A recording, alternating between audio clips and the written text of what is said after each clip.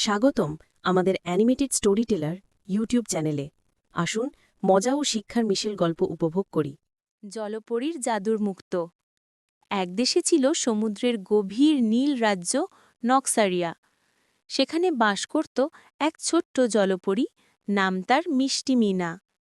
মিনার চুল ছিল শ্যাওলার মতো সবুজ, চোখ দুটো ছিল সাগরের মতো নীল, আর লেজ তার রূপালি আভায় চকচক করত। কিন্তু মিনাকে নিয়ে সমুদ্ররাজ্যে একটু চিন্তাই ছিল।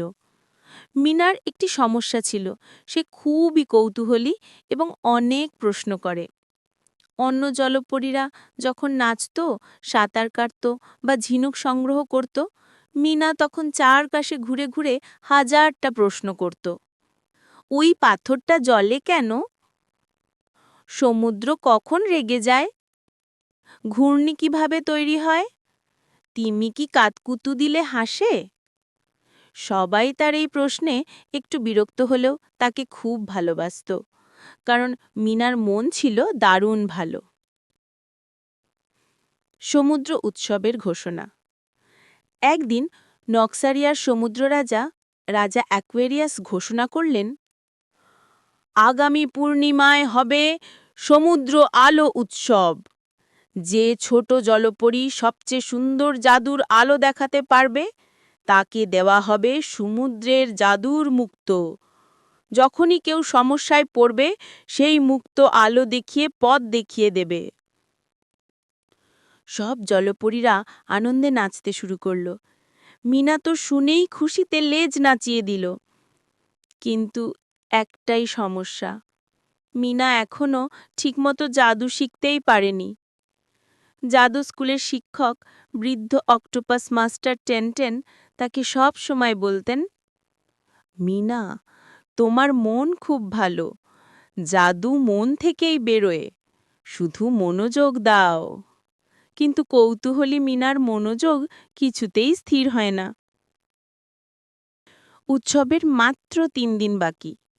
মিনা সেজে গেল জ্ঞানী ডলফিন ডক্টর ফ্লিপারের কাছে।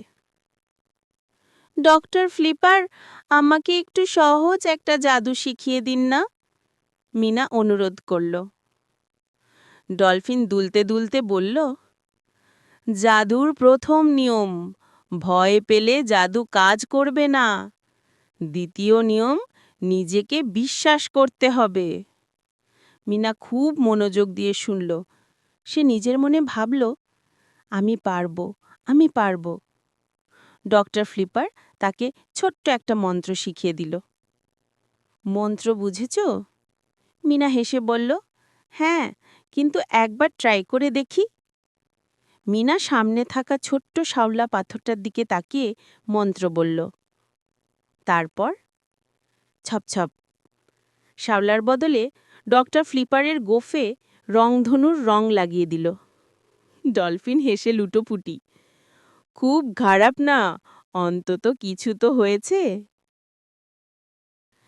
পূর্ণিমার আগের দিন মিনা খুব দুঃখ করে বাড়ি ফিরছিল।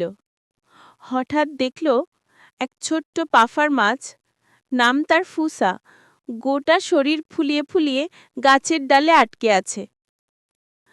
মাছাও, আমি নামতে পারছি না, চিৎকার করছে ফুসা। মিনা অবাক হল, তুমি গাছে উঠলে কি করে?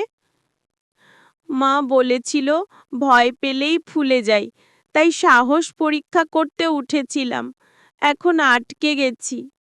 মিনা ভাবল এটা তো খুব বুদ্ধির কাজ নয়। তারপর বলল, ঠিক আছে, আমি সাহায্য করছি। কিন্তু কিভাবে? সে তো নিজেই জাদুতে আনারি। হঠাৎ তার মাথায় এক বুদ্ধি এলো। সে ফুসাকে বলল, চোখ বন্ধ করো, শ্বাস ছাড়ো, মন শান্ত করো, নিজেকে ছোট ভাবো। ফুসা চেষ্টা করল, একটু করে ছোট হলো আর ধপ করে নিচে নেমে এলো। ফুসা খুশিতে লাফাতে লাগল। তুমি তো একদম জাদুকরি। মিনা লাজুকভাবে হেসে ফেলল। অবশেষে উৎসবের দিন।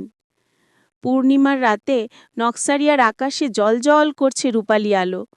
হাজারো সমুদ্র প্রাণী জড়ো হয়েছে উৎসবে। সব ছোট জলপরীরা এক এক করে তাদের জাদু দেখাচ্ছে। কেউ রঙিন আলো ছুঁড়ছে, কেউ শ্যাওলা ফুল ফোটাচ্ছে, কেউ জলকে রামধনু বানাচ্ছে। মিনার পালা আসতেই তার হাত একটু কাঁপতে লাগল। যদি না পারি, যদি সবাই হাসে। কিন্তু সামনে দাঁড়িয়ে থাকা রাজা অ্যাকোয়ারিয়াস কোমলভাবে বললেন, মিনা, তুমি নিজের হৃদয় থেকে জাদু বের করবে। মিনা গভীর শ্বাস নিল, চারপাশের সমুদ্রের নীরবতা অনুভব করল, নিজেকে বিশ্বাস করল। তারপর সে মন্ত্র বলল, অদ্ভুত এক জাদুর জন্ম। মিনার লেজ থেকে রূপালি আলো বের হয়ে উঠে গেল আকাশে। আলো ধীরে ধীরে রূপ নিল একটা বিশাল জলের হৃদয়।